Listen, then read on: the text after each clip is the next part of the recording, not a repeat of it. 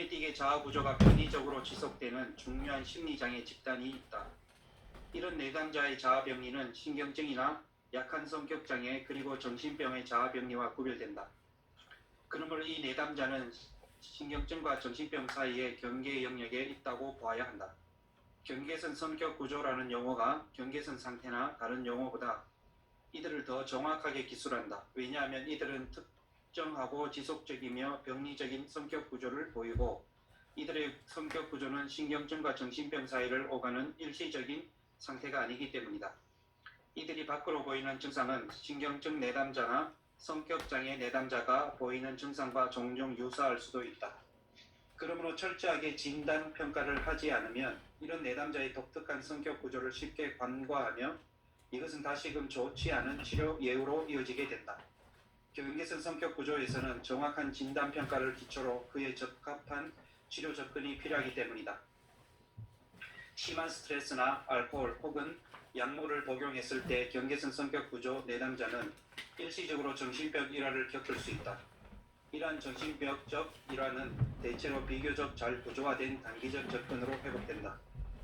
이 내담자에게 고전적 정신분석 기법으로 접근하면 전이에서 망상이 일어날 정도로 쉽게 현실 검증에 장애가 올 수 있다. 그러므로 그들은 전이 신경증보다는 오히려 전이 정신병을 일으킨다. 그러나 이들의 현실 검증 능력은 보통으로는 유지되는데 심한 스트레스, 즉 약물이나 알코올에 의한 퇴행, 그리고 전이 정신병과 같이 특수한 상황에서는 예외가 된다. 임상 면접을 해보면 사고 과정의 형식적 조직화는 정상으로 나타난다. 그러나 심리검사, 특히 비구조화된 투사검사에서는 자주 1차 과정 기능에 경향을 나타낸다. 정신병적 상태와 경계선 성격 구조 간 주요 차이를 구분하는 것은 가능하다. 대체로 더 어려운 것은 경계선 성격 구조와 신경증을 구분하는 것이다. 그러므로 필자는 아래에서 경계선 성격 구조와 신경증 간의 복잡한 차이를 명확하게 하고자 한다. 첫 번째 문헌계. 여기서 우선 여러분 이 공부할 이 책을 쓰신 분은 오토 컨버그라는 분이에요. 오토 컨버그에 대해서 우리가 자아심리학에서 조금 공부를 하셨죠. 우리 경계선 성격 구조, 경계선 성격 장애 이쪽 분야에서 가장 인정받는 학자예요. 네, 이분은 1928년에 태어나신 분인데 비엔나에서 태어났어요. 그러다가 이분이 나치치아에서 가족과 함께 칠레로 이주를 해요. 1939년에. 그러니까 2차 대전이 발발할 무렵에 이분들은 다행히 칠레로 가셔서 그쪽에서 생물학도 공부하고 그리고 의학 공부를 하셨는데 나중에 사이카이트리 그러니까 정신의학을 공부하고 정신분석까지 공부를 하신 분이에요. 그래서 칠리안 사이코애널리틱 소사이티라고 그래서 칠레 정신분석 학회에서 공부하셔서 정신분석가가 되신 분인데 이분이 1959년에 미국을 오세요. 미국을 그 당시에 락펠러 파운데이션의 펠로우십으로 오시는데 그러면서 나중에 존 홉킨스 하스피털이나 이런 곳에 근무를 그쪽에서 일을 하시다가 그 당시까지는 이민으로 오신 건 아니고 공부하러 오셨겠죠. 그래서 존 홉킨스에서 리서치 펠로우를 하셨던 것으로 보여요. 그러다가 1961년에 이분이 미국으로 이주를 하는데 그때 매닝거 메모리얼 하스피털이라는 곳에서 일을 하시게 돼요. 그래서 이 매닝거 메모리얼 하스피털이라는 곳은 어떤 정신병 치료를 하는데 아주 저명한 곳이었어요. 그 이후에 여기에 콜롬비아나 여기 코넬 뉴욕 중심의 여기 유명한 대학이나 대학병원에서 계속해서 활동하고 계신 분이에요. 그래서 지금 나이가 92. 와, 대단하시다. 근데 이 92이신 분이 지금도 굉장히 활발하고 활동하시는 것처럼 보여요. 아주 최근까지도 활동하시는 분 같은데. 와, 대단하시다. 그래서 이분이 자기 경계선 성격 장애나 경계선 성격 구조에 대해서는 아주 독보적인 존재, 학문적인 업적을 성취하신 분이에요. 그리고 국제적으로도 굉장히 알려진 명망 있는 분이고, 그리고 이분은 자기의 치료법을 트랜스퍼런스 포커스드 사이코테라피라고 그래서 TFP라는 이런 치료 방식을 본인이 선보였어요. 그래서 이 TFP 방식으로 치료를 하는데 어떤 정신분석적인 기법을 가지고 경계선 성격 장애자나 심한 나르시시즘 환자들을 치료하는 기법을 개발하신 분이에요. 그래서 어떤 면은 이런 경계선 성격 장애냐 자기애적 성격 장애 이런 어려운 분들을 돕는데 미국의 저명한 어떤 이고 사이콜로지를 기반으로 이쪽에 큰 기여를 하신 분이 여러분이 잘 아는 코우스의 자기심리학이 있고, 그리고 모던 사이코애널리시스를 창안한 스파티니스가 있고, 그리고 이고 사이콜로지에 머물면서 대상관계 이론을 통합해낸 이 컨버그가 있어요. 그래서 이 세 사람이 아주 쟁쟁한 어떤 과거에 이고 사이콜로지 쪽에서 정신분석의 대상으로 봤던 신경증 환자 수준에 이르지 못하는 그 이전 단계에 있는 심리 구조 발달이 덜 되신 분들 중심에, 어떤 면에서는 스트럭처가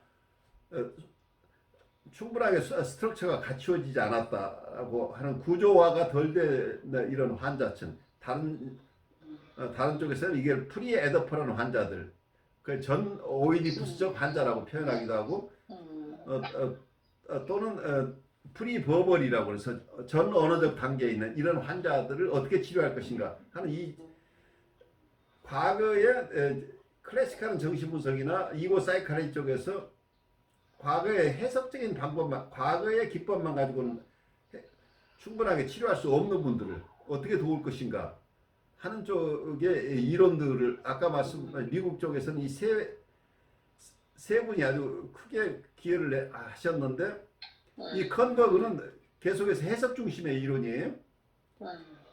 컨버그는 자아심리학의 입장에 있으면서도 아까 이게 트랜스퍼 포커스드 사이코테라피라고 그래서 조금 정통적인 정신분석하고는 조금 다른 기법들을 사용을 해요. 그렇지만 주 2회, 3회 이렇게 집중적인 치료를 하는데, 이분은 하스피탈 세팅을 기본으로 어떤 면은 굉장히 해석적으로 접근하기 때문에 내담자들이 굉장히 부정적인 반응을 할 수 있는 가능성까지 고려해서 그런 경우에 필요하면 병원 입원을 시키면서라도 통찰 중심으로 치료를 하려고 하는 이런, 그래서 이분은 좀 더 정통 이고 사이콜로지 쪽에 더 가까운 분이죠. 코웃은 조금 더 공감적인 입장, 엠퍼티 중심이라고 이런 기법을 개발을 해서, 코웃은 모든 코웃 입장에서는 여기서 보드라인의 경계선적 성격 장애자는 코웃은 자기의 환자라고 보지 않았어요. 그래서 어쩌면 환자층이 다를 수도 있다고 하는 걸 이해하셔야 돼요. 자기애적 성격 장애와 자기애적 행동 장애 기본으로 코웃은 자기 치료법을 처음 개발했는데, 자기애적 성격 장애는 과민 반응이나 건강염려증, 우울증까지를 자기애적 성격 장애라고 보고, 자기애적 행동 장애는 성도착이나 문제 행동, 중독 증상까지를 자기애적 행동 장애라고 봤어요.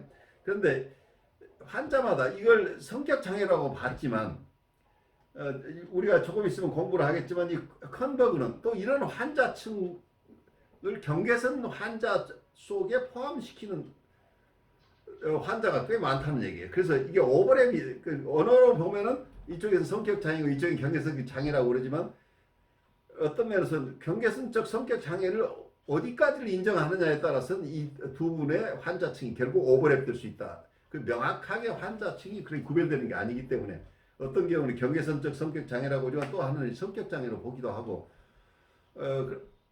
그런데 모던 사이코애널리시스 쪽에서는 이거 구별하지 않고 다 그냥 포괄해서 보려고 해요. 그래서 스파틴스는 사이카틱한 환자나 보드라인 환자나 성격 장애 구별할 것도 없이 다 프리에더퍼런 환자들 함께 보는 이런 좀 폭넓은 어프로치죠. 그래서 현대 정신분석 쪽에서는 어그레션을 다루는 것을 굉장히 중요하게 생각을 해요. 근데 코웃은 좀 더 공감적인 어프로치고 컨버그는 어떤 한편에서는 스파틴스와 같이 현대 정신분석과 마찬가지로 이 공격성이 굉장히 중요하다. 공격성을 어떻게 다룰 것인가. 근데 이분들은 해석적인 접근을 사용을 하는데 현대 정신분석 쪽에서는 해석적인 접근보다는 정서적인 커뮤니케이션을 통해서 치료한다 하는 점에서 각각 어떤 부분에서는 이 세 분이 굉장히 서로 근사한 부분, 서로 접근해 있는 부분도 있지만 또 기법적으로 언더스탠딩이나 기법에서 서로 큰 차이가 있기도 해요. 그런데 여러분이 조금 이해해야 될 건 코웃의 공감적인 어프로치하고 스파틴스의 어떤 현대정신분석이 굉장히 비슷한 부분들이 꽤 많은데 그 역사적인 연원에는 아이콘이라고 하는 비엔나의 정신분석가가 있었는데 이분은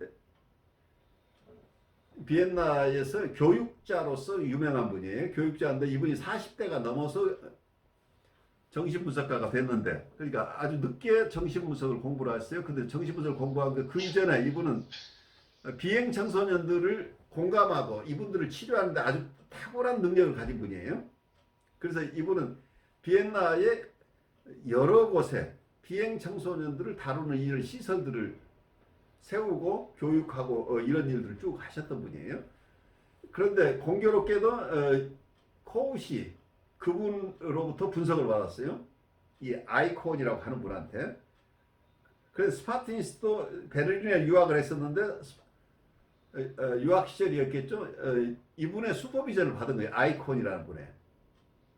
그래서 비행 청소년을 다루었던 그 비행 청소년을 다루는데 전통적인 어떤 방법이 아니고 굉장히 어떤 과거의 전통적인 방법으로는 애들을 교육시켜서 이렇게 해야 된다고 교훈적으로 다뤘던 것을 전혀 다르게 이 아이들의 정서에 조이닝하는 기법을 이분이 개발한 거예요.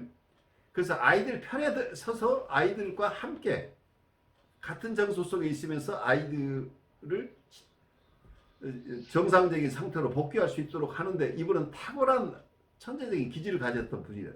근데 이분이 가지고 있었던 조이닝 기법이라는 게 결국은 코어 세계에 가서 엠퍼티가 되고 또 현대정신분석에서 조이닝이나 미러잉 기법으로 남은 것으로 보여요. 제가 그래서 자아심리학 또 학생들에게 가르치고 또 자기심리학, 현대정신분석을 다 가르치는데 특히 코웃의 입장과 스파티니스의 입장, 자기심리학의 입장과 현대정신분석이 너무 비슷한 것들이 많아서 계속해서 그 원인을 탐구하는 과정 속에 결국은 가장 큰 원인 중에 하나가 같은 분을 한쪽에서는 분석가로 한쪽에서는 슈퍼바이저로 모셨다는 이런 공통 지점이 있었다는 것을 이해하게 됐어요. 그래서 여러분들도 나중에 이 아이콘이라는 분을 조금 여러분들이 함께 공부할 필요가 있지 않나 하는 생각을 해요. 그렇게 이해하시고 이 컨버그의 이론은 여러분들 도움을 드리기 위해서 제가 컨버그를 국내에서 공부하는 부분도 있지만 해외에서 이 컨버그 자신이 여기저기서 강의한 그 내용들이 꽤 동영상이 많이 올라와 있어요. 이분이 그리고 또 아까 얘기하는 트랜스퍼런스 포커스드 사이코테라피라고 하는 이 컴버그가 주창한 이러한 치료 기법을 함께하는 여러 분석가들이 있는데 이분들 뉴욕에서 활동하시는 분들 그분 동영상들도 아주 좋은 동영상들이 꽤 많아서 제가 플레이리스트를 하나 만들어 놨어요. 그러니까 제가 제 영상뿐만이 아니고 나르시시즘과 보드라인 환자들 중심의 영어 영상을 올려놓은 플레이리스트가 있으니까 여러분들도 공부하시면서 혹시 영어로 된 자료가 필요하신 분들은 거기에 제가 모아놓은 것을 좀 참조하시면 여러분들이 다 스스로 모으지 않더라도 우선은 여러분들에게 도움이 되는 자료들을 찾을 수 있을 거예요. 그래서 우리 같이 공부해 나가면서 컴버그에 대해서 좀 더 충분하게 이해하는 시간을 가졌으면 좋겠어요. 과거에 이 책을 가지고 우리 함께 공부했었지만 그때 여러분들이 이해했던 것과 이번 이해는 조금 더 달라질 수 있지 않을까 해서 같이 공부를 시작을 했어요. 경계선 성격 구조를 기술적, 구조적, 발생기원적, 역동적으로 분석하기 위하여 무엇보다도 대상관계의 특징적인 병리를 특별히 고려하였고 이론적으로, 치료적으로 입장을 달리하는 다른 저자의 연구도 참조하였다. 초기 문헌에서 나타나는 임상 사례를 살펴보면 오늘날 우리가 경계선 장애로 볼 수 있는 사례들이 있다. 예를 들면 질 부어, 호크, 폴라틴 이 사례를 제시하고 라파포르트, 길, 쉐이퍼는 심리평가적 관점에서 사례 연구를 하였다. 질 부어는 후에 자신의 기술을 확장했고 호크와 케텔은 가성신경증적 정신분열증이라는 진단적 개념을 정교화하였다. 비스코스키는 경계선 사례 증상의 다른 측면을 연구하였다. 그는 이런 내담자의 구조적 근본 특징에 대해서 무엇보다도 해리된 원시 자아 상태가 지속되는 것과 부모상이 좋은 대상과 나쁜 대상으로 분열되는 것으로 기술하였다. 여기서 주목할 것은 질부어나 호크가 경계선 구조를 기술적으로 분석하는 데 근본적인 공헌을 하였지만 그런 내담자들은 모두 정신분열증으로 간주하였다는 것이다. 이들은 경계선 장애가 정신분열증과는 다른 형태의 장애라는 것을 알아차리지 못했던 것 같다. 최근에 이르기까지 경계선이라는 용어가 두 가지 다른 의미로 사용되어 혼란을 일으켰다. 즉, 이 용어는 한편으로는 평상시 신경증적 증상으로부터 명백한 정신병적 반응으로 빠르게 퇴행하는 내담자의 일시적인 급성 현상을 가리키고 다른 한편으로는 상당히 안정적인 기능 수준에서 신경증과 정신병의 경계 영역에 있는 내담자를 지칭할 때도 사용되었다.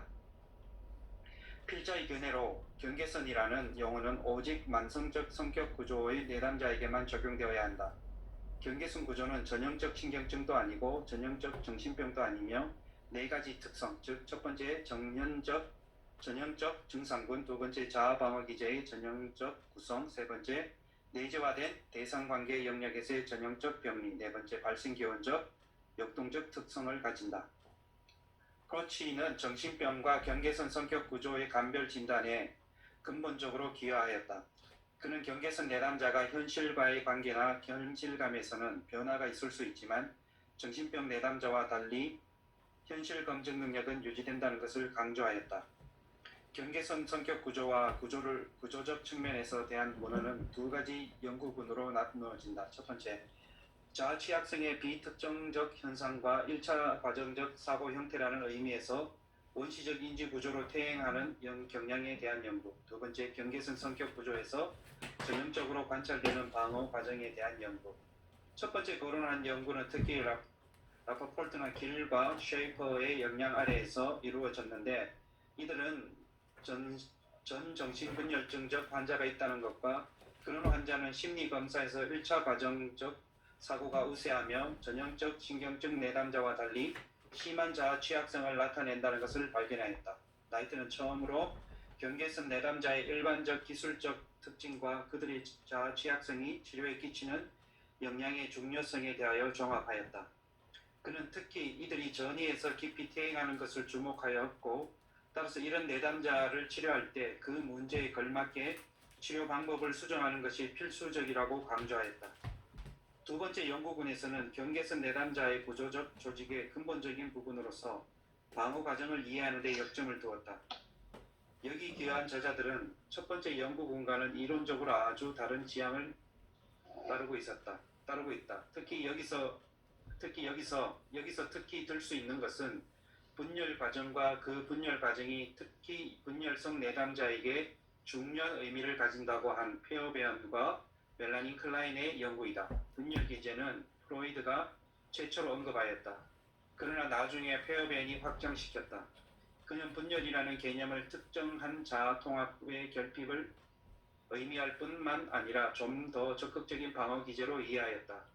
더 나아가 로젠펠드와 세갈은 분열의 새 개념을 퇴행 시 자아의 중심적 방어 기제로 파악하였고, 분열 기제를 그것과 관련된 기제로 기술하였다. 필자는 이전 연구에서 분열을 클라인 학파에서 통용되는 것과는 조금 다르고 좀 더 좁은 의미로 정의할 것을 제안한 바 있다. 이미 일찍이 에디스 제이콥스는 경계선 내담자의 방어 유형을 분석하는 데 본질적인 기여를 했다. 에나 프로이드는 자아의 방어 기제에 대한 연대기적 목록을 만들 필요가 있다고 제안하였는데, 이것은 자아의 원초자아 간 분명한 변화가 아직 이루어지지. 여기서 원초화라는 말을 이들을 원초화라고 번역을 했어요. 여러분들 이해해야 돼요. 그래서 자아는 이거고 원초화는 이게 이들을 이렇게 번역을 해놓으니까 여러분들 알아먹기 좀 힘들었을 거예요. 네네. 예. 이고 이드와 간의 분명한 분화가 아직 이루어지지 않은 초기 자아 발달의 특징에서 더 성숙한 자아의 특징까지를 포함한다는 것이다. 칼 매닝거는 동료들과 함께 심리장애 개념을 단일 과정으로 발달시키려고 시도하면서 상이한 형태의 심리장애를 방어 구조의 특정한 위계 및 기능적 수준과 관련시킬 수 있다고 하였다. 매닝거의 연구는 경계선 성격 구조 내담자의 방어 구조에서 특히 원초적 수준을 더 잘 이해하려는 필자의 노력에 큰 자극이 되었다. 경계선 성격 구조를 이해하고 그런 환자를 치료하는 데 가장 중요한 기여는 내재화된 대상관계 병리에 대한 연구에서 비롯되었다. 인체하는 성격에 대한 헬렌 더치는 그의 첫 논문은 첫 토대가 되었다. 헬렌 더치와 독립적으로 나중에 페어베언과 멜라닌 클라인의 연구 결과가 출판되었다. 내재화된 대상관계 병리에 대한 일련의 연구는 자아심리학파에서 비롯되었다. 이 연구에서 기술된 현상은 페어베언과 클라인의 영향을 받은 영국의 정신분석가들이 자신들의 용어로 기술한 것과 부분적으로 매우 비슷하다. 예를 들면 에디스 제이콥스는 자기와 대상 세계, 그리고 그린슨의 중요한 발견, 에릭 에릭슨의 정체성 혼미 연구 등이 있다. 제이콥스는 경계선 내담자에게 있어서 내재화된 대상관계 병리를 명료화하는 데 기여했을 뿐 아니라 특정한 대상관계 병리와 자아 및 초자아 발달의 운명 간의 관계를 이해하는 데 기여하였다. 그린스는 경계선 내담자의 내재화된 대상관계 병리와 현재 타인과의 병리적 관계에 나타나는 양상을 철저히 분석하였다. 이것은 경계선 내담자의 발생 기원적이고 역동적 측면을 이해할 뿐만 아니라 혼란스러운 행동을 기술적으로 명료화하는 데 정신분석이 최적의 도구라는 것을 보여준 것이다. 칸은 이들이 사용하는 특정한 방어 과정과 특정 대상관계 병리와 관련된 구조적 요소를 강조했다. 위에 언급한 저자들은 경계선 성격 구조의 발생 기원적 역동적 측면도 고려했다. 그리고 이들은 모든 저자가 전성기기적, 특히 구강기적 갈등과 유난히 강한 전성기기적 공격성이 가장 중심적인 역할을 한다는 것을 강조하였다. 그들은 그 외에도 전성기기적인 것과 성기기적인 추동 파생물이 독특하게 연결된다는 것을 강조하였다. 자세한 것은 멜라닌 클라인과 폴라 헤이만에 자세히 서술되어 있다. 이 장에서는 아직 경계선 성격 구조의 치료적 측면은 다루지 않기 때문에 치료에 대한 문헌을 아직 논의하지 않겠다.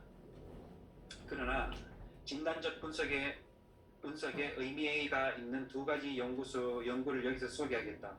웰레스테인은 전체 진단에서 전혀 정신병적이지 않는 내담자가 보이는 정신병적 전이 반응을 기술하였다. 메이는 병원 현장에서 이들 환자들이 사용하는 방어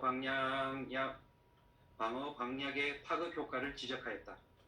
경계선 내담자가 치료자에게 자주 유발하는 역전이 반응을 진단적으로 사용하는 것에 대해서는 이 장의 기술이 되어 있다. 경계선 장애에 대한 두 번 패널의 토론이 요약 발표되어 이 장애를 이해하는 데 기여하였다.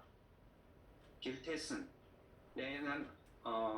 한 논문과 길테슨의 논문이 실려있는 이 주제를 토론한 보고서에 경계선 성격 구조에 대해 대답되지 않은 많은 질문이 제시되어 있다. 그 토론에서 특히 로젠펠드가 한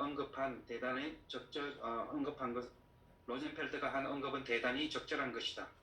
아동계의 경계선 성격 장애와 관련된 특수한 주제는 에스테인과 웰레스테인과 갤리드에 요약되어 있다. 이제 필자는 경계선 성격 구조를 기술적 구조 그리고 발생기원적, 역동적 측면에서 좀 더 자세히 분석하고자 합니다. 여기서 제가 조금 설명을 드리려면 이 내용 자체가 굉장히 헤비하죠. 왜냐하면 이분은 자아심리학자죠. 자아심리학자인데 대상관계 이론을 자아심리학과 함께 다 포괄해냈어요. 그러다 보니까 이분은 대상관계 이론가라고 할 수도 있고 자아심리학자라고 할 수 있죠. 그래서 과거에 어쩌면 대상관계 이론이다, 자아심리학이다 구별되는 것 같은데 사실은 이 두 가지 개념들이 학자들이 이것을 다 대상관계 이론 쪽에서는 자아심리학의 개념을 가져가고 자아심리학자들은 대상관계 이론을 가져오기 때문에 엄격하게 구별해야 된다는 게 사실은 어쩌면 무의미할지도 몰라요. 구체적인 분석가 이분은 어디에 속한다 얘기하기 굉장히 힘들다는 얘기예요. 근데 어느 분은 이런 얘기를 해요. 이 컴버그는 어떤 정신분석의 정치에 굉장히 능한 분이었다고 얘기를 해요. 이분이 칠레에서 미국에 들어와서 매닝거 하스피털에 나중에 디렉터까지 하시는데 거기에 발을 붙이려면 대상관계 이론을 가지고 와서는 큰일 난다는 얘기예요. 여기 와서는 그러니까 프라이머리 나르시시즘이라는 개념을 가지고 자아심리학과 대상관계 이론은 크게 달라요. 멜라니 클라인 같으면 자아가 처음부터 있다고 봐요. 이미 우리가 태어날 때 자아를 가지고 태어났고 이고를 약하지만 이고가 있었고 그리고 대상관계를 처음 태어나면서 우리는 대상관계를 향해서 움직인다고 이렇게 보죠. 대상관계 이론에서. 근데 프로이드의 이론이나 그 위에 자아심리학자들은 우리는 프라이머리 나르시시즘이라는 게 있다고 보는 거예요. 초기에는 우리는 머지된 상태에 있다고, 분리개별화가 되지 않은 상태라고 본다는 얘기예요. 그래서 처음에는 자아가 없다고 봤다는 프로이드가. 나중에 이고 사이칼리스트들이 우리는 매트릭스, 언디퍼렌시에이티드 매트릭스라고 미분화된 어떤 모체를 가지고 태어나서 나중에 이고나 이드나 이고가 이 매트릭스로부터 분리되어 나온다. 이런 개념을 가지고 이제 후학 이고 사이칼리스트들이 나중에 이렇게 설명을 하지만 초기에 프로이드의 이론은 우리는 이들을 가지고 태어난다.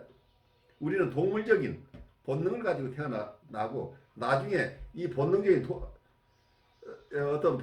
이 욕동만 가득한 우리의 그러니까 처음에 우리는 드라이브만 가지고 인스팅트나 드라이브로 뭉쳐진 이들을 여기서 원초화라고 얘기했죠. 이들을 가지고 태어났는데 그로부터 사회에 적응하기 위해서 이고가 생겨났다. 이제 이런 개념을 가지고 있었는데 그러니까 우리는 처음에 이고가 없이 태어났다. 그럼 우리는 나가 없었다는 얘기잖아. 내 주체성이 없이 태어났다는 얘기잖아. 우리는 동물로 태어났다는 이론이에요. 처음에 프로이드의 이론은. 그런데 멜라니 클라인 쪽에서 봤을 때는 우리는 처음부터 이고를 가지고 태어났다고 본다는 거예요. 어떤 셀프 사이칼리스트들이 우리는 처음부터 셀프를 가지고 태어났다고 하는 것이나 이게 큰 차이들이 생겨나죠. 그래서 프라이머리 나르시시즘을 인정하는 쪽과 인정하지 않은 쪽이 큰 차이가 나죠. 그래서 그렇지만 이 컨버그는 영국의 대상관계 이론을 가지고 들어왔는데 처음에는 그냥 매닝거 파운데이션에 들어가는 과정에서는 이고 사이칼로지로서의 모습으로 여기에 들어갔는데 궁극적으로는 이분이 학문적으로 이루어내는 것은 이고 사이칼로지의 대상관계 이론을 거의 대상관계 이론을 그대로 옮겨온 것 같은 그렇게 느껴질 만큼 많은 대상관계 이론이 속에 포함돼요. 그래서 이고 사이칼로지와 대상관계 이론을 함께 이걸 종합하면서 이분의 독특한 이론이 나와요. 그러니까 양쪽의 이론들이 다 함께 들어가 있죠. 그래서 어느 쪽 분이 보면 야 이거 사이를 가이스를 굉장히 발달시켰다고 얘기를 할 수 있지만 또 다른 쪽에서 보면 대상관계 이론을 충분하게 발달시켰다 이렇게 얘기를 할 수 있겠죠. 그래서 이분은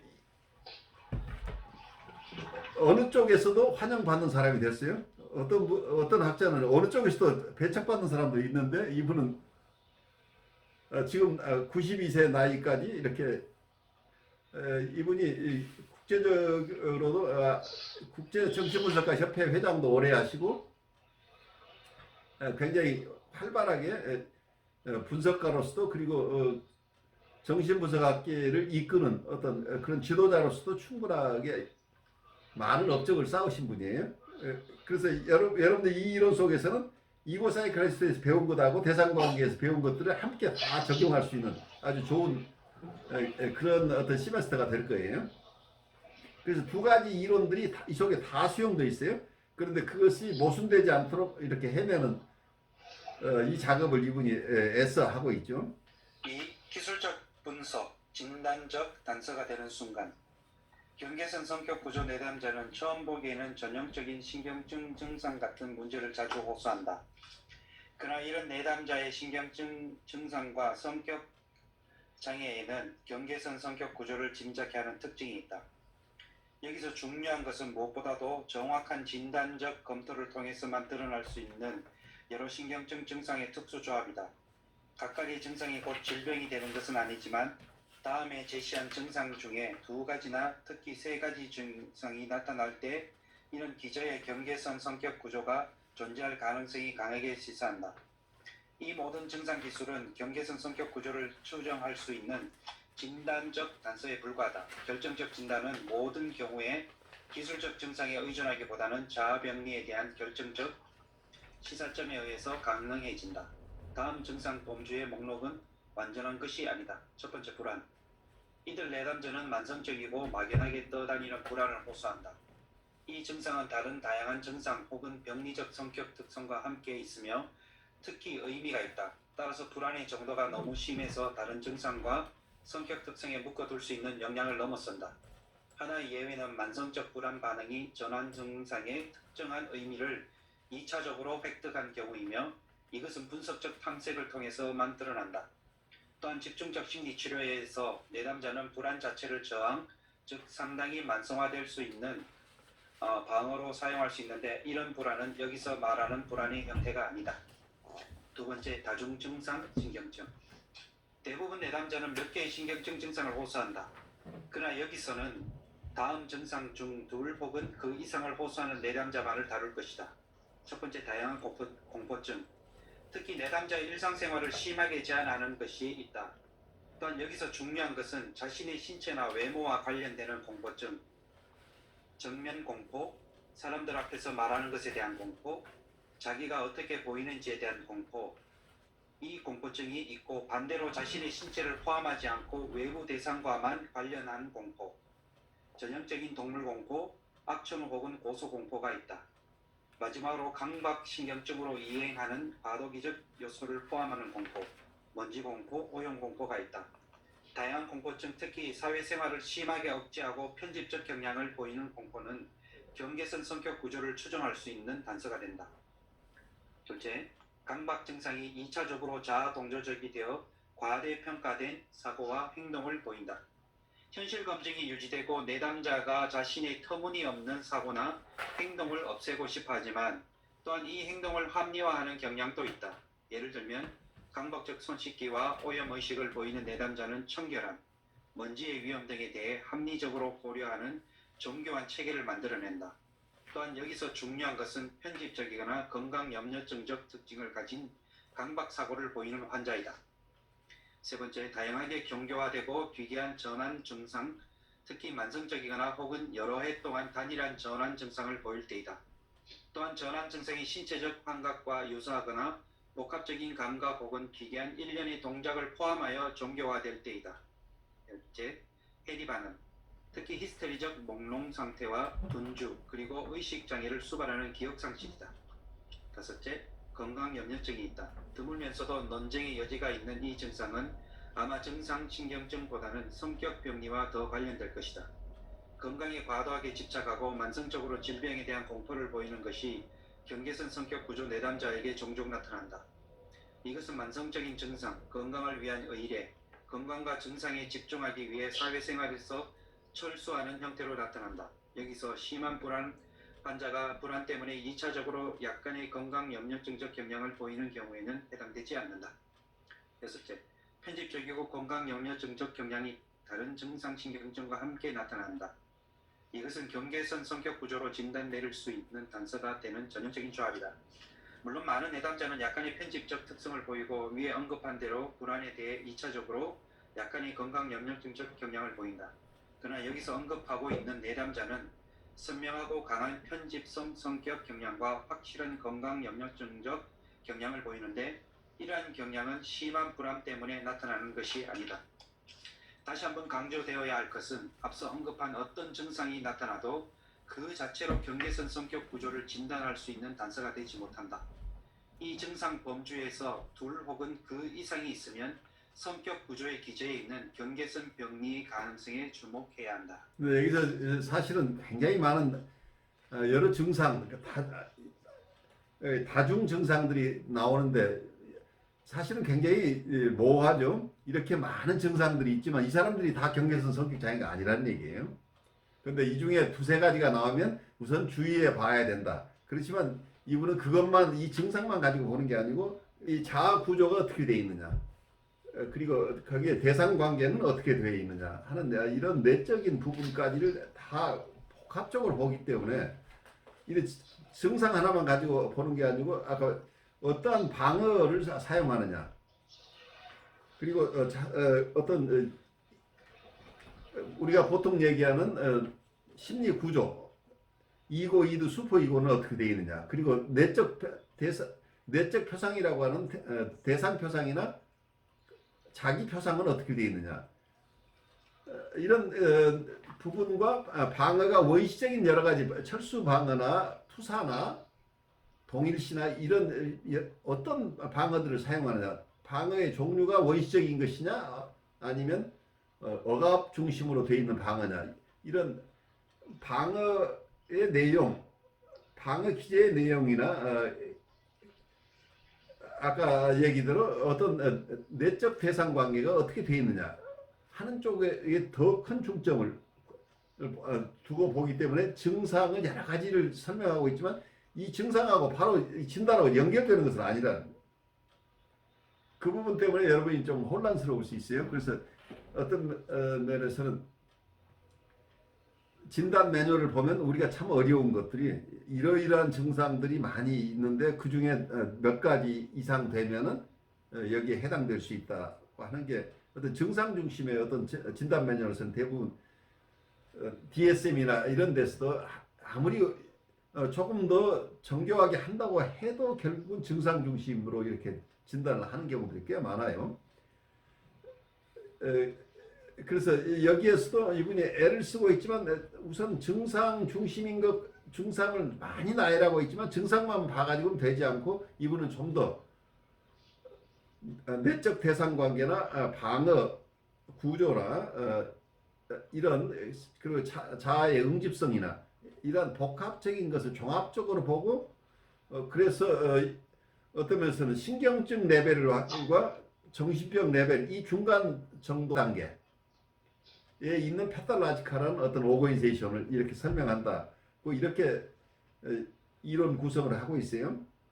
근데 이런 이론을 우리가 잘 익힐 필요는 있는데 실제 임상에서는 이분들을 구별하기가 굉장히 어렵죠. 아까 이런 증상을 가진 분 중에 코웃은 이분들을 자기애적 성격장애나 행동장애 쪽으로 자기 환자로 끌고 가기도 하는데 여기서는 보드라인 환자 중에 이런 심텀을 가진 사람들 중에 이제 또 다른 여러 가지 특성을 보아가지고 보드라인 판정을 한다.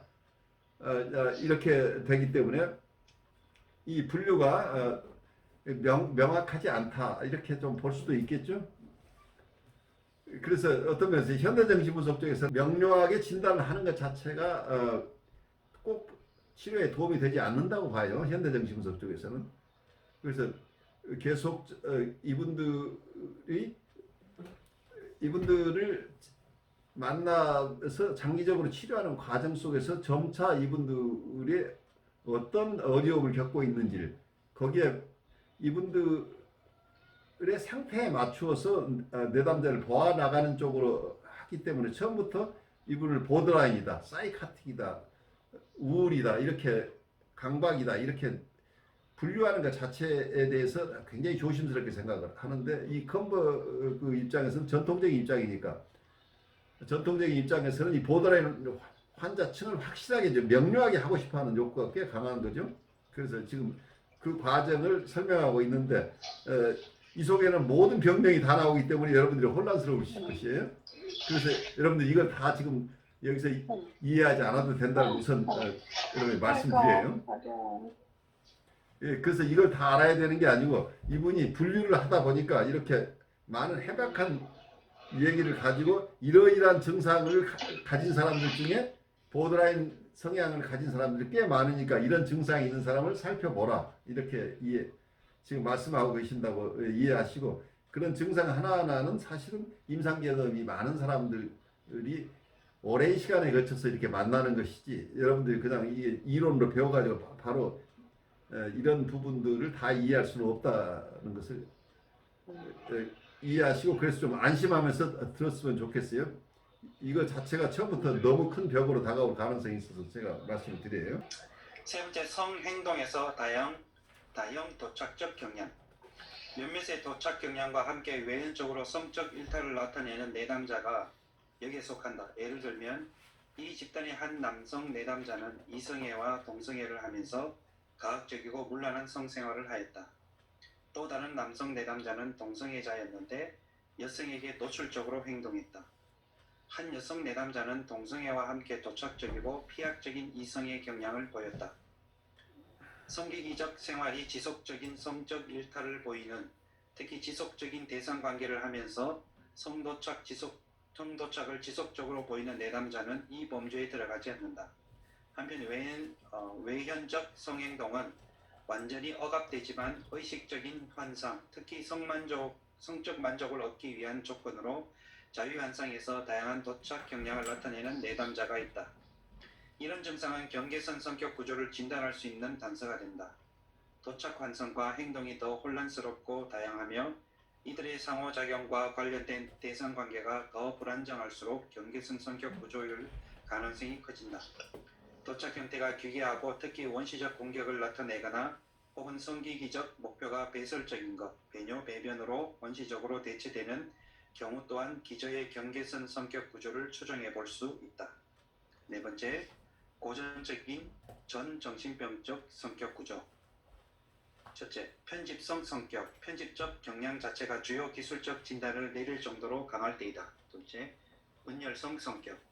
셋째, 경조성 성격과 경조성 성향이 강한 순환기분적 성격 구조. 심한 피약적 성격 특성의 만성적 우울증 환자 혹은 라울린이 말한 우울적 성격, 우울성 성격은 여기 포함되지 않는다는 것이 강조되어야 한다. 증후군으로서 우울이 신경증적 우울과 정신병적 우울 사이의 경계에 있는 양상을 보인다는 점에도 불구하고 말이다. 이 범주에 드는 내담자는 피약성 성격 경향에 대한 논의에서 다룰 것이다. 다섯 번째, 충동 신경증과 중독.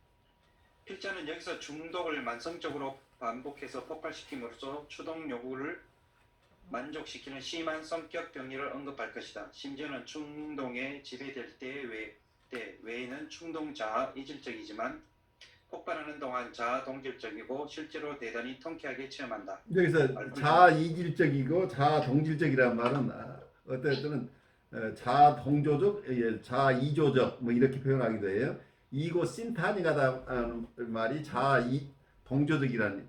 그러니까 그 내용이 자기에게 부담이 되지 않고 자아가 오히려 기분 좋은 경우에 자아 동조적이라고 그래요. 근데 자아 이조적이나 자아 이질적이라고 하는 이고 디스타니가 자아가 기분이 나쁜다는 얘기예요. 자아 쪽에서. 그러니까 어때요? 충동을 폭발하는 것이 평소에는 어때요? 그 자기가 화를 내서 경우에 따라서 굉장히 수스럽게 느낄 수도 있죠. 자기 화낼 자리가 아닌데 너무 자기가 자기 충동을 제어하지 못해서 화가 났다면 나중에 보면 이게 보통 경우에는 이렇게 자아 이조적이지만 그 화를 내는 동안에는 자아 동조적이라고 느껴질 경우가 많아. 거기 굉장히 통쾌하고 기분이 썩 좋아진다는데. 맞죠. 그러니까 아마 체험해 보신 분이 꽤 많을 거예요. 화를 내는 동안 얼마나 기분이 좋아져요? 이제 이게 심해지면 이게 경계선 성격 장애에 가까워진다는 것을 이해하셔야 됩니다. 알코올 중독, 약물 중독, 시민성 비만의 어떤 형태, 방화강이 전형적인 예이다. 성적 일탈에서 도착의 중독이 겹쳐진다. 여기서는 도착 증상이 일시적이고 폭발적으로 나타나고 이 기간 외에는 도착 충동이 자아 이질적이고 강하게 거부되기도 한다.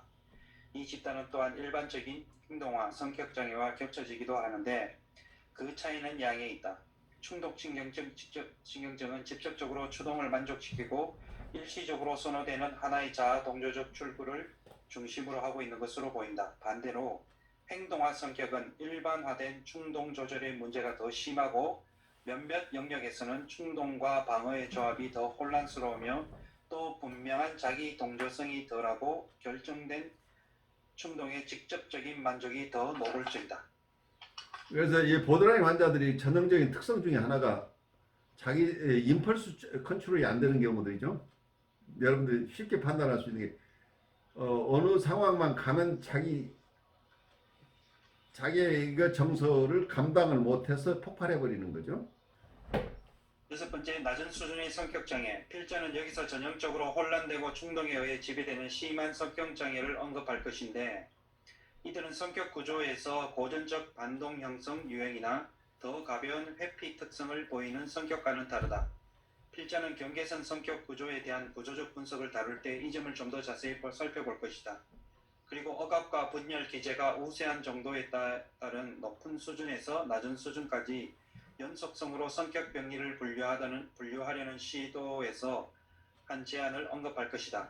임상적 관점에서 가장 전형적인 히스테리성 성격은 경계선 구조가 아니다. 대부분 강박성 성격과 우울성 성격 혹은 더 잘 통합된 피약성 성격도 마찬가지이다. 반대로 많은 유아성 성격과 가장 전형적인 자기애성 성격은 경계선 성격 구조가 기저에 있다. 뭐뭐 인체하는 성격 또한 후자 집단에 속한다. 필자가 연관 진단적으로 분명한 반사회성 성격 구조는 항상 전형적인 경계선 성격 구조를 보였다. 필자는 히스테리성 성격, 유아성 성격, 자기애성 성격의 감별 진단을 개괄할 것이다. 필자의 관점으로 보면 히스테리성 성격은 연속 증상에서 전형적으로 높은 수준의 성격 진경증이다. 유아성 성격은 중간 수준에 속하지만 실제로 전형적 경계선 영역에 근접한다. 그리고 연속 증상의 중간 범위에 도달하기는 하지만 자기애성 성격은 전형적인 낮은 수준의 성격 장애이다. 어떤 분들은 보드라인이라고 하는 것은 어떤 발달 과정에 어떤 그 중간 지점에 있기 때문에 신경증적 레벨과 정신병적 레벨 이 중간에 여러 가지 성격 장애가 있다고 한다면 여기 성격의 여러 장애 중에는 다 보드라인 레벨의 성격 장애가 다 있다고 보는 견해도 있어요. 그 자기애적인 사람 중에 자기애적 성격이 사이카틱한 레벨에 있는 사람도 있고 보드라인 레벨에 있는 사람도 있고 뉴라틱한 레벨에 있는 경우도 있다.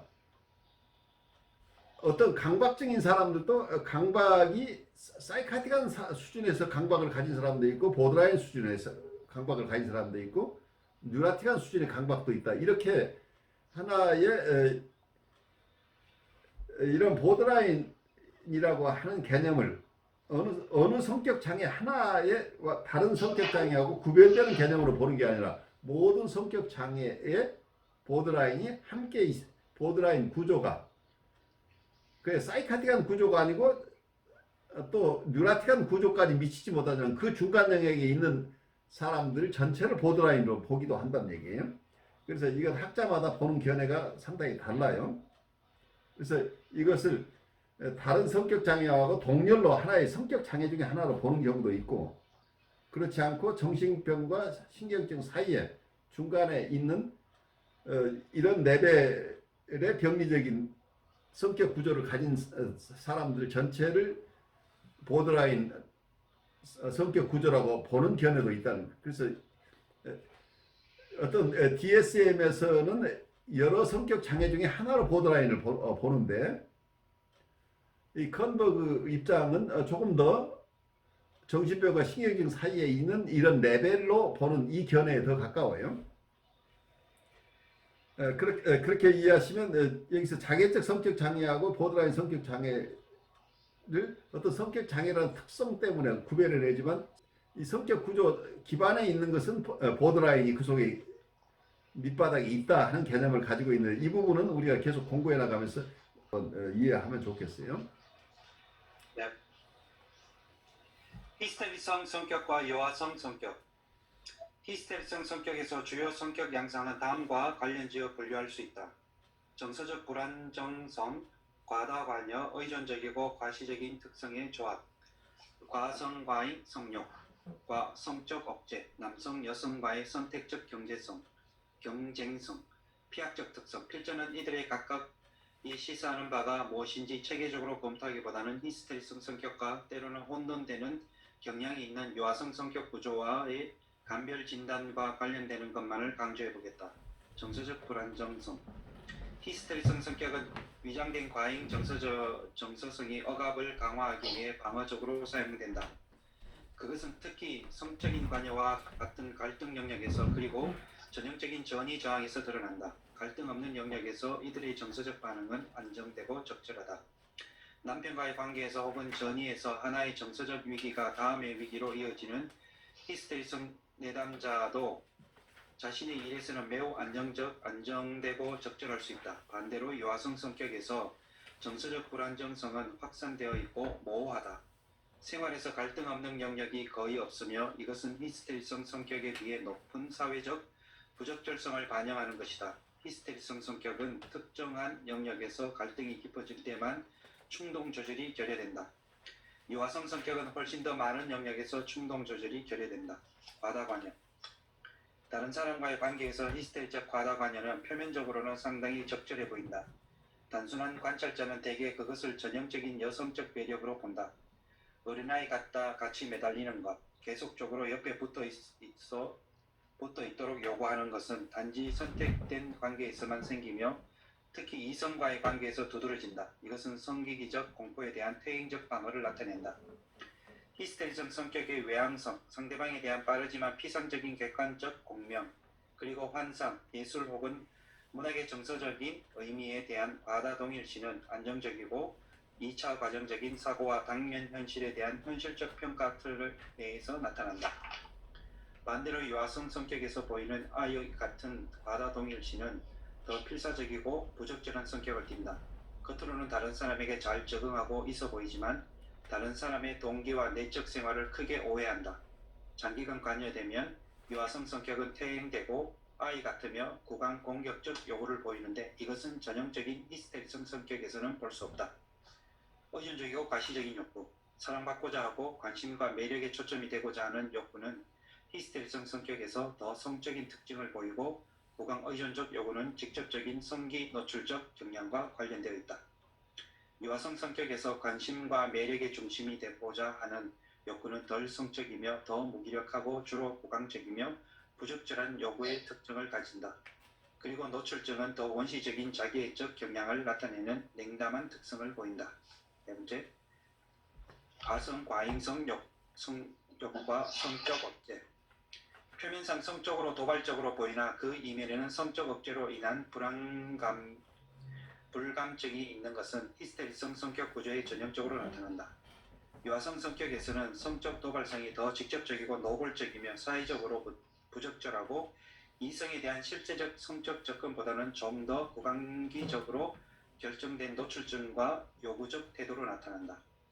히스테리적 여성의 성적인 물란함은 유아적 여성보다는 훨씬 덜 나타난다. 히스테리성 성격은 나이든 혹은 가용하지 않은 남성과의 만성적인 관여와 같이 성적 관여에 있어 강한 오이디푸스적 측면을 드러낸다.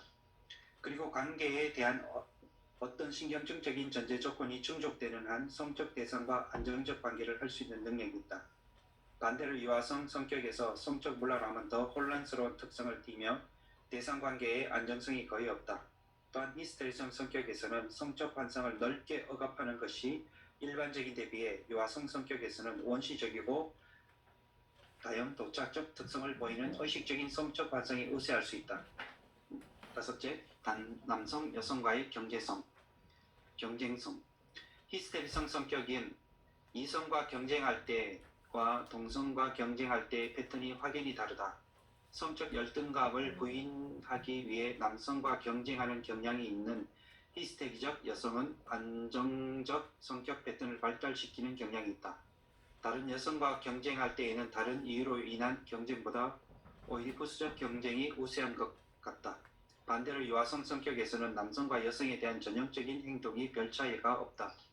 일반적으로 만성적 경쟁이 덜하며 강한 긍정적 감정과 강한 부정적 감정 사이를 혹은 한편으로 복종이나 아이 같은 모방과 다른 한편으로는 짧게 고집부리고 삐죽거리면서 대립하는 것 사이를 쉽게 왔다 갔다 하는 것을 볼 수 있다. 여섯째, 피약증. 필자는 우울 피약성 성격 구조의 일반적 논의의 맥락에서 이런 측면을 언급해 보겠다. 엄격하고 처벌적인 초자애와 역동적으로 관련되는 성격 특성에서 나타나는 높은 수준의 피약증의 히스테리성 성격 구조의 한 부분이다. 반대로 죄책감이 덜하고 가피약적인 특성 간의 직접적인 상호 침투를 보이는 중간 범위 혹은 낮은 수준의 피약성 성격 특성은 유아성 성격에서 빈번하다. 요약하면 히스테리성 성격에서는 더 잘 통합된 자아와 초자아, 갈등 없는 자아, 기능과 구조의 영역이 훨씬 넓고 구강기적 갈등이 있기는 하지만 구강기적 갈등보다는 오이디푸스적 갈등이 우세하다. 히스테리성 성격에서 성적인 갈등은 전성기기적 갈등보다 훨씬 더 성기기적이다. 반대로 유아성 성격에서는 전성기기적이고 특히 구강적인 문제가 우세하다. 히스테리성 성격에 비해 안정적인 대상관계의 영향이 작으며 억압이 무너져 원시적이고 다연도착적 성환상이 나타난다. 유아성 성격에서는 히스테리성 성격에서 보이는 것보다 더 구강기적으로 요구적이고 공격적인 아이 같은 의존성을 보인다. 유아성 성격 구조를 가진 내담자는 더 깊은 수준에서는 내재화된 대상관계에 심한 왜곡이 있어 타인에게 의존할 수 없다. 우선 여기에서 감별진단이라고 그래서 보드라인 환자를 어떤 환자까지를 보드라인 환자라 볼 것이냐 하는데 아까 얘기대로 사실 명료하지 않죠. 왜냐하면 이 개념 자체가 신경증과 정신병 중간 영역에 있는 사람들을 보더라인 레벨이라고 보는 이런 견해가 있는데 이분은 히스테리성 성격 장애는 뉴라틱한 수준에 가깝다고 보는 거죠. 그래서 유아적이거나 자기애적인 성격은 보드라인일 가능성이 높다. 그래서 성격 장애 중에서 더 취약한 쪽이 보드라인이라고 보는 거죠. 조금 더 하이 펑셔닝 하는 쪽은 좀 더 오이디푸스적 갈등 구조를 배경으로 한 여기서 히스테리성 성격 장애는 여기서 보드라인 성향보다는 조금 더 성격 구조가 더 발달해 있는 사람으로 보는 거죠. 근데 이제 이렇게 분류하는 것 자체가 굉장히 임의적이에요. 그러니까 이 기준을 DSM이 따르고 있는 것은 아니에요. 이건 여기에서 나오는 어떤 분류 방식은 컨버그의 독자적인 것이라고 이해를 하고 DSM이나 또 PDM이라고 해서 진단 매뉴얼마다 각각 분류하는 게 달라요. 그래서 이거 메디칼 마들에서 오는 거기 때문에 이런 것을 엄격하게 구별하려고 하는 경향이 굉장히 강하죠. 컨버그는 병원 임상에 더 가까워요. 그러니까 약물 치료를 해야 될 경우도 있고 그리고 이분은 보드라인 환자일 경우에도 일주일에 두 번 내지 세 번 이렇게 세션을 하면서 집중적으로 치료를 할 필요가 있다고 보는 견해를 가지고 있어요. 그래서 그런 치료 대상을 어디까지로 획정할 것이냐 하는 건 좀 테크니컬한 문제가 숨겨져 있죠. 임상에서 어디까지를 보드라인 환자로 보고 그분들에게 본인이 아까 얘기한 치료 기법, 특히 트랜스퍼런스 포커스드 사이코테라피라고 하는 이 기법을 사용해서 치료할 대상들을 자기 나름대로 획정하는 것이다. 이렇게 이해하시고 이 속에 많은 증상들이 있는데 이 증상들을 가진 사람들 중에 다음 주일에 우리가 공부할 다른 기준들 어쩌면 지금까지 증상도 증상이죠. 이 증상 중에 뉴라틱한 사람도 있고 성격 장애로 분류할 사람도 많이 있는데 어떤 사람들이 그 중에 굉장히 취약한 사람 중심으로 보더라인 환자를 구별해내는데 그 보더라인이라고 얘기하려면 단순히 이런 증상만 가지고 되는 것이 아니고 컨버그의 견해는 내적 대상 관계나 그리고 자아의 응집성이나 그리고 여러 가지 방어 기제가 어떤 것이 사용되고 있는지 이런 걸 종합적으로 보아야 된다. 그래서 종합적인 얘기를 하고 있다 이렇게 이해하시면 좋겠어요. 우선 그래서 어디까지를 보더라인 환자로 우리가 인정하는 것이 좋을 것인가 하는 논의를 이번 주와 다음 주일에 하게 되고 그 뒤에 이렇게 우리가 이해한 보더라인 환자들은 그분들에게 적합한 치료 방법은 무엇인가 하는 얘기는 또 우리가 나중에 하게 되겠죠. 만만치 않은 챕터를 또 오늘 첫날이라 시작을 했는데 여러분들 과거에 공부를 했지만 여기에 여러분들이 메디컬 닥터가 아니기 때문에 결국은 여기에 나오는 뭐 증상이나 이거 다 여러분들이 다 소화해낼 수는 없어요. 하지만 여기서 보는 것은 전체적인 성격 구조를 여러분들이 이해하는 게 더 중요하죠. 그리고 컨버그가 보드라인을 이해하는 방식이 다른 부분과 많이 차이가 나는데 그 부분을 이제 공부를 해나가면서 조금 더 깊이 이해하게 될 거예요. 우선 우리 발제하신 서목사님부터 오늘 여기서 가진 통찰이나 소감들 좀 나누시죠. 네, 일단 캠버그 자체가 뭐 저도 그냥 일부분으로 이제 배우고 좀 다는 모르지만 어차피 어떤 통합적으로 바라보는 이런 관점으로 이제 제시하고 있고 이야기하고 있으니까요. 근데 이제 이걸 입장에서 보면 어떤 보드라인에 있는 환자를 우리가 직접적으로 있는 클라이언트를 이야기할 때 어떤 드러나는 증상만으로 그것이 이것이다라고 말하는 섣부른 어떤 그것을 하면 큰 어떤 나중에는 결론적으로 아주 큰 우리가 손댈 수 없을 만큼의 어떤 문제가 생길 수 있다는 것을 좀 많이 느끼고 그리고 어떤 이런 관계에 있는 사람들을 접할 때마다 또 한 번씩 이거라고 분명히 느껴지는 어떤 그런 감이 있지만 그것들이 있지만 시간이 지나다 보고 대하면 관계를 맺으면 맺을수록 또 다른 어떤 것들이 나타나기 때문에 그래서 엄밀한 어떤 입장에서는 이렇다라고 말할 수 없는 것 그런 것들을 좀 많이 어떤 실제적인 상황 필드 속에서 그런 걸 좀 많이 경험하는 것 같습니다. 그래서 뭐 대상 관계라든지 자아중심적인 이런 부분에서 캠버그 이야기한 통합적인 입장에서 전체적으로 좀 진행하면서 평가하고 진단할 수 있는 부분에서 좀 이런 부분들을 많이 좀 제시하고 있고 또 그걸 가지고 어떻게 우리가 또 분류하고 그런 걸 바라봐야 될지를 좀 시작하면서 알려주는 것 같기도 하고 그런 의미를 또 받는 것 같습니다. 네. 네, 처음 출발은 굉장히 크게 시작하니까 여러분들이 좀 어려워요. 근데 가면서 보면은 뭐 그렇게 어려운 일들은 아니에요. 또 우리 다른 선생님도 좀 나누시죠. 저는 이게 정신분석이가 공부하는 게 제 주변과 저 자신의 어떤 삶을 이해하는데도 굉장히 이럴 수도 있구나라는 생각을 하게 되는데 오늘 그 선생님이 발표하시는 거를 들으면서 약간 분열적인 어떤 뭐 성향 이런 데 굉장히 조금 이렇게 귀에 들렸어요. 굉장히 혼란스러운 그건데 거기서 제일 대표적인 감정이 분열적이라는 거예요. 예. 예, 그게 굉장히 혼란스러웠는데 제가 작년에 게임 중독에 관한 어떤 그 연구 논문을 썼었어요. 근데 그거를 신 교수님한테 되게 여러 번 여쭤보고 썼는데 거기서 핵심 단어는 분열성이라는 거예요. 요즘 애들이.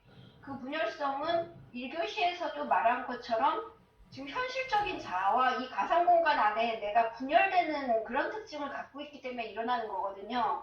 그러니까 여러 가지가 애들이 이거를 그 분열적인 어떤 것을 경험하면서 이걸 일치를 못 시킬 때 그런 굉장히 중독적인 성향을 많이 보이는 수가 있고 더 어떤 충격 같은 것을 이 현실에서의 나로서 가져오지 못하고 굉장히 어떤 무의식적인 굉장히 실체 없는 뭘로 인식하면서 굉장히 현실과 다른 굉장히 분열적인 어떤 그 증상을 보이는 것들을 얘기를 할 때가 많아요. 오늘 경계성 뭐 장애 이런 거는 저는 개념은 확실히 모르겠지만 이런 분열적인 어떤 것들이 정상인 그냥 아주 정신병적인 이런 사람이 아니라 굉장히 신경증적인 어떤 그 사람들이라든지 이런 일반 사람한테도 흔히 나타날 수 있는 어떤 증상이라서 그 개념 자체가 아까 모호하다고 얘기하셨잖아요.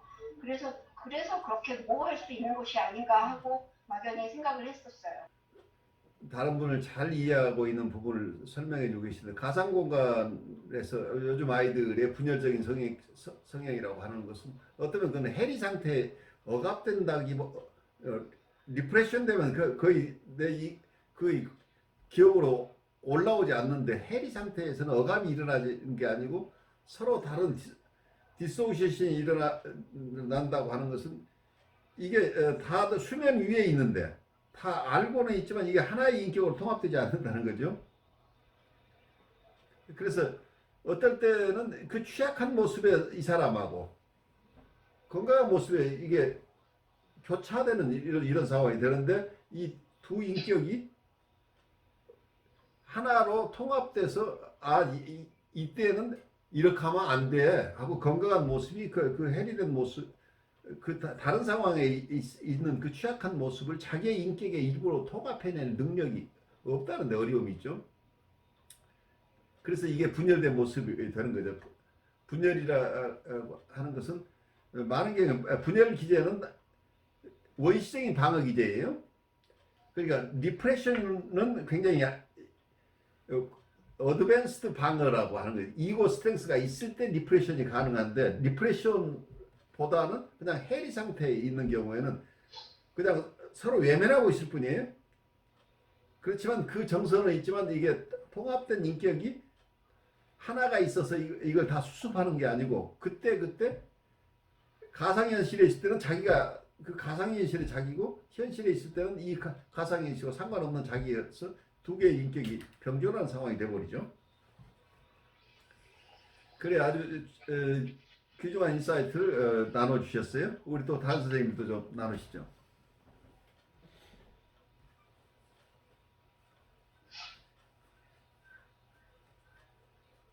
저는 우리 한 선생님 얘기 들었을 때도 느껴지는 게 어떻게 보면은 준비된 자라는 게 생각이 나더라고요. 이게 뭐냐면은 이 무의식을 경험하고 무의식을 만나더라도 그걸 이 자아가 이 책임적으로 만나야 되는데 그걸 책임지지 못하고 말하자면은 무슨 삶을 갖다가 그냥 자유연상처럼 살아버리는 그런 사람들이 많잖아요.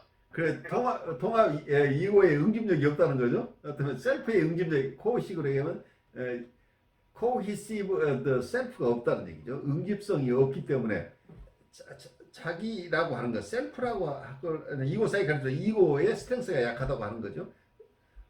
통합된 자기가 잘 형성이 되지 않았기 때문이죠. 네, 그렇게 되니까 그러니까 지금 아까 시간에 말했던 것처럼 이게 무의식적인 어떤 삶의 경향성에 노출이 많이 됐는데 응집력이 없으니까 자아의 힘이 없으니까 한편으로는 그런 것들을 자연스럽게 대하면서도 한편으로는 다른 쪽에서 무슨 일이 벌어지냐면은 마치 그냥 많은 사람들이 그런 경계선 장애가 있는 것처럼 세상이 막 돌아가는 그런 느낌이랄까 뭐 그런 생각들을 많이 하게 돼요. 그래서 예, 무의식이라는 것도 준비가 안 된 사람이 함부로 그걸 접하게 된다는 것은 참 많은 문제를 야기할 수 있다 하는 그런 생각들을 해보게 되고요. 그래서 어떻게 보면 사실상 이게 의식과 무의식의 만남이라는 것이 많은 사람들에게는 두려움으로 다가가지 않을까 그런 생각입니다. 그래요. 그런데 해리된 상태는 그 무의식이라고 하기도 더 어려워요. 의식 속에 있는데 통합이 안 돼 있는 거죠. 그런데 무의식에 있는 것들은 어떤 면에서는 억압 장벽에 있어서 어느 정도 안전한데 문제는 이 무의식에 있는 것들이 억압 장벽을 뚫고 나올 때 이고 스트렝스가 있으면 여기에 무의식의 세계를 그냥 자기 것으로 담아낼 수 있는 힘이 있으면 좋은데 그렇지 못하면 무의식에 휩쓸려 가버리니까 이고가 파괴돼 버릴 가능성이 이고 자체가 제대로 기능을 못하는 상태에서 무의식이 범람하게 되면 굉장히 어려워지죠. 그래서 아마 해리 상태에 있고 이게 인격 통합이 안 되는 사람들은 이고 자체가 취약하니까 만약에 무의식 속에 어떤 것이 이분에게 다가온다고 한다면 아까 우리 강 목사님 얘기대로 굉장히 어려운 상황이 되는 거죠. 이미 어떤 디소시에이션을 주로 사용하고 있는 분들은 이고 스트렝스가 약한 분들이에요. 그런데 만약에 그분에게 또 이 해리된 것 말고 정말 밑바닥에 억압된 것이나 무의식 속에 있는 것이 이분을 덮친다고 한다면 이분들은 감당해내기가 힘들겠죠. 그러면 그런 걸 촉발할 수 있는 역시 미디어의 사용에 대해서도 우리가 좀 많이 생각을 해봐야 되는 거죠. 그렇죠. 미디어가 이 자극이 너무 심해지면 이분들이 감당할 수 없는 상태로 갈 가능성이 있는 거죠. 이고 스트렝스가 약하기 때문에. 그래서 지금 미국 같은 경우에 원격 수업을 하면서 아이들이 교육국에서 나오는 아이패드를 쓰고 있는데 공부할 때만 쓰는 게 아니고 교육국에서 뭘 해주냐면 마인크래프트라는 게임을 갖다가 해줘요. 에듀케이셔널 게임이라고 만드는 건 좋은데 문제는 뭐냐면 그 속에서 아이들이 새로운 어떤 자기 인격을 만들어내는 그런 느낌이랄까. 그래서 좀 걱정도 되고 그렇습니다. 근데 요즘 코로나 바이러스 상황 때문에 나중에 이후에 그냥 바이러스만의 문제가 아니라 이런 정서적인 문제라든지 정신적인 문제가 어떻게 될지 조금 우리가 지켜봐야 되지 않을까 하는 그런 생각이 듭니다. 그 장기적인 영향이 있을 가능성이 있기 때문에 굉장히 조심스러워요. 지금 시기들이. 저번에 어떤 미디어 개발하는 분이 와가지고 이거는 미술치료 학과 수업이었는데 거기 제가 특강 강사로 VR 이거 이렇게 헤드셋 쓰고 하는 분 있잖아요. 예. 그분이 오셔가지고 자기가 카이스트랑 같이 개발한 거 보여주셨는데 VR로 정신분열 환자한테 임상하는 그 프로그램을 만들어가지고 그거를 보여주신 거예요. 근데 딱 치료하는 학생들은 보자마자 이건 아까 해리 얘기했잖아요. 네. 그거의 특징 자체가 분열과 해리가 기본적인 특징이거든요. 네. 그런데 그거를 이상적인 것만 생각을 하고 이거를 정신분석하는 환자들한테 하면 좋겠을 것이다라고 머릿속에서 생각해가지고 해갖고 왔는데 치료하는 학생들은 보자마자 그걸 가속화할 텐데 이건 머릿속에서 생각하는 치료의 개념이지 그것이 아니다라고 얘기를 하는 거예요. 그 굉장히 중요한 통찰이에요. 네. 예, 그러니까 이것은 항상 임상과 같이 맞물리고 해야 되는 것이지 이상적으로 생각하는 그 사람들의 치료와 임상에서 얻어지는 치료라는 것은 굉장히 다른 부분이기 때문에 굉장히 사력 있게 그것을 해야 되는 것 같아요. 그 굉장히 위험한 거예요. 그래 자극량이 많아지면 이거 취약한 분들은 사이카트한 상태로 가버릴 가능성이 굉장히 높기 때문에 이거에 디스인티그레이션이 일어나 버린다. 그래 이거가 붕괴돼 버리는 상황이 올 수 있기 때문에 굉장히 조심스러워요. 예, 저는 오늘 아까 우리 정 목사님께서도 말씀하셨지만 경계성 장애 성격을 가지신 분들이 이제 강박증이나 이제 아니면은 이제 뭐라 그러죠? 그 이제 건강 염려나 아니면은 이제 그 손을 자주 씻는다거나 이제 뭐 엄격한 그런 이제 강박증 같은 것들이 있는데 이제 코로나 상황에서 과연 이제 그런 분들에게 이 상황 자체가 어떤 영향을 미치나 이제 그런 것들이 조금 저는 좀 이제 호기심이 생기더라고요. 이제 평소에 코로나 이전에도 이제 그런 성격들이 있었을 텐데 코로나 상황에서 이것들이 어떻게 그분들에게 더 이제 그런 부분들이 조금 이제 좀 관심이 가더라고요. 오늘 수업 등산을 보면서요. 그 부분은 지금 임상하시는 분들이 굉장히 어려워하시는데 평소에 이렇게 불안이 높고 강박적인 분들은 지금 모든 사람이 평균인이 그 정도를 느끼니까 이분들은 과거에 있었던 그 증상이 위에 이거 더해지는 불안들이 현실 불안들이 이게 워낙 크기 때문에 이분들이 원래 있었던 그 증상도 감당하기 어려운데 새로 주어지는 이런 새로운 불안 요소들이 가중되면서 굉장히 어려워지는 것 같아요. 그래서 증상들이 굉장히 악화될 가능성이 굉장히 높아요. 그래서 그분들을 보호하는 게 지금 굉장히 중요한 이슈가 될 거예요. 마찬가지로 코로나를 가지신 분들 중에 기저질환이 있는 분들은 치료가 굉장히 어려워지죠. 마찬가지로 심리적으로도 기저의 어떤 심리적인 불안이나 우울을 이미 강박이나 이런 것을 가지고 있는 분들이 지금 이 상황 속에서 코로나 상황을 맞이하는 게 굉장히 어렵다는 얘기예요. 그만큼 기존에 있던 부분에 더해지는 부분이 워낙 강하기 때문에 기존에 가까스로 버티던 분들이 지금 버텨내기가 굉장히 힘들어지겠죠. 우리 유 목사님 지금 여러분들 얼굴을 못 보시지만 오늘 이제 새로 오신 분이 나하고 서로 인사를 하시면 좋겠어요.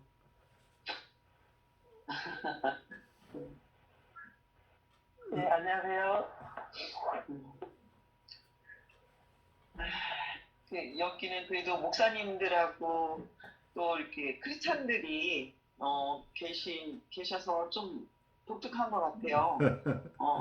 저는 이론은 지금 이 시간 강의 들으면서 좋았던 거는 제 기억을 활성화하고 단어들이 주는 통찰들을 다시 이렇게 떠올려서 좋았고요. 이제 대학원에서 공부하고 이제 개인적으로 책을 읽고 그랬는데 제가 생각해 보니까 임상적으로 한 13년을 그냥 이론 없이 잘 모르면서 예술 치료, 그것도 미술 치료가 아닌 음식으로 하는 아트를 하면서 제가 이렇게 전인적으로 제가 부딪히면서 그 사람들하고 씨름했던 그 많은 것들 속에서 제가 좀 안타깝던 거는 정신분석적으로 좀 지식이 부족해서 좀 내가 이거 옳게 가고 있는 걸까? 이거 잘하고 있는 걸까? 이거 나의 주관적인 오류에 빠져 있는 건 아닐까? 이런 안타까움이 있었는데 그분들의 그 소감문을 다 받아놨고 그림하고 다 이렇게 해놨는데 오늘 결론은요. 저는 그 내재적 대상의 관계가 제게 이렇게 들어왔고 어떤 방어 기제, 원시적 방어 기제부터 그 방어 기제의 발달 단계, 성숙한 방어 기제까지 이렇게 좀 이렇게 생각됐고요. 제가 예술 치료에서 배웠던 본 거는 전부 어렸을 적 내재적 대상 관계의 상처가 고착되어 있어서 그것으로 인한 그림들이 가장 표면에 빨리 떠올랐고 그것을 가지고 같이 해석은 약간 하면서 공감하면서 해석과 공감과 통찰과 코칭과 이런 것들이 막 복합적으로 짧은 시간에 이렇게 이루어졌었는데 그 효과가 너무나 탁월했기 때문에 제가 뭐 주관적인 것 같지만은 그 소감문에서라든지 이래서 사람들이 너무나 변화도 많이 되고 했어갖고 저는 너무 이론적으로 파고 이거를 막 분석하고 진단하고 너무 증상과 이론 쪽에 너무 저는 해보지를 못해갖고 박사님 이 과정이 비포의 과정이 참 이게 힘든 거구나라는 거를 다시 좀 느꼈고 저도 이쪽을 공부를 해야겠다 이렇게 생각했어요. 여기까지 말해야지. 예, 고맙습니다. 굉장히 네. 오랫동안 실제 사람들을 도우신 경험이 있으니까 굉장히 귀중한 자산이에요. 근데 많은 경우에 우리 네. 단기 치료에 저도 이번에 또 서포티브 카운슬링은 다음 학기에 또 강의를 하게 되는데 제가 정신분석적으로 접근을 하지만 또 어떤 취약한 이고를 가지신 분들을 돕는 방법은 또 서포티브 카운슬링이라는 측면에서 또 좀 접근도 하고 하는데 네. 많은 경우에 단기 치료에서 드러나는 것들은 이분들이 굉장히 효과가 있는 것 같은데 장기적인 효과로 네. 가는 게 아니고 일시적인 효과에 그치는 경우가 많기 때문에 그게 어려워요. 아, 그래서 심리적인 구조에 취약한 분들이 일시적으로는 굉장히 좋아지는 것 같은데 그게 단기적인 효과일 가능성이 높다는 것을 우리가 이해를 해야 돼요. 네, 그리고 네, 네, 네. 많은 경우에 출구 조사를 하게 되면 다 좋습니다로 나오는 경우가 굉장히 많다는 거예요. 네, 네. 네, 이해했습니다. 네, 그래요. 어. 또 우리 김옥경 교수님도 좀 나누시죠. 네, 저는 그 콤버그와 경계선 장애를 좀 깊이 접하지 못했었는데 오늘 그 이론을 들으면서 물론 다른 경우들도 다 그 다중 증상이 나타나지만 경계성 성격 장애가 이렇게 다중적인 요소들을 갖고 있고 또 거기서 뭐 아까 그 2배 이상 있을 때 그 진단 기준으로 할 수 있다라는 이제 이게 지식적으로 많이 이제 도움이 된 것 같아요. 그 어떤 학교에서 이렇게 수업을 들으면서 걔가 분명히 이제 우리 학생들이 전부 쟤는 이제 보더라인입니다. 막 목선 같은 데 올라가 막 뛰어내리고 싶어하는 충동도 많이 느끼고 그런데 이제 그 학교에서 수업을 들으면서도 많이 애가 그 치유가 되더라고요. 그 학생이. 그 친구가 이제 저희가 보더라인으로 인식하고 있었는데 오늘 이 증상들이 생각보다 참 그 다양한 어떤 그 다른 증상들을 갖고 있구나. 제가 굉장히 와닿았어요. 제가 생각하는 보더라인은 생각보다는 좀 제가 심파하고 있었던 것 같아요. 그 보더라인의 영역이 굉장히 넓죠. 네, 이렇게 넓은 걸 좀 알게 됐습니다. 늦은 시간까지 많이 쓰셨어요. 그래도 한국에 계신 분들 또 아침 시간인데 이렇게 귀한 시간 내주셔서 고맙습니다. 여러분들 다음 주에 봬요. 감사합니다. 네, 네. 감사합니다. 감사합니다. 네.